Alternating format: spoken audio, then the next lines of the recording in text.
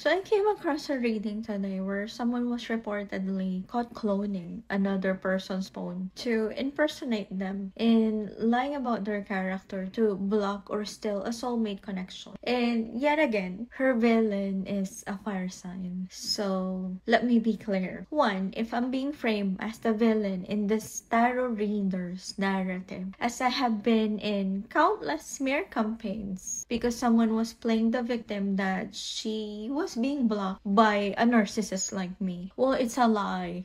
I have seen this tactic play out repeatedly, projecting guilt onto the target while the real manipulators hide in plain sight. Two, phone cloning for me, isn't a conspiracy theory. It's gang stalking in action. And let's not pretend some so-called spiritual readers aren't actively involved in this, because I once called out a reader who repeated something I had just said in a private conversation with a client. And how could she have known unless she was listening to my conversations, private conversations? So I made a video about this. I think it was the first video, like titled like Karma. 3. So when this karmic reader deliver a message about phone cloning, it's not divine insight. It's actually a confession. It is projection dressed up as prophecy. I used to think that my stalkers were just wiretapping me, but now I'm seeing the signs that I think it's really phone cloning. Possibly a full-blown digital infiltration. So it reminds me of the Korean movie that I did watch like 2023, where there was a psychopath that clones a woman's phone and slowly takes over her life by stalking and sabotaging her from within. Sounds familiar? Well, that's exactly the dynamic many targets of gang stalking endure. Private data twisted, mirrored back, and used to destabilize them.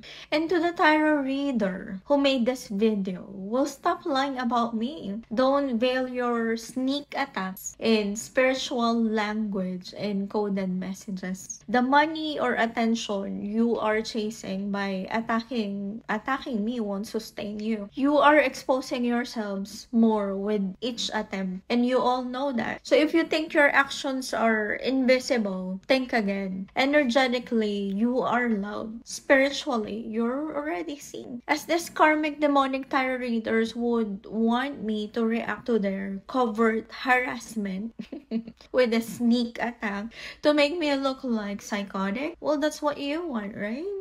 Well, I am reacting, but not for your entertainment.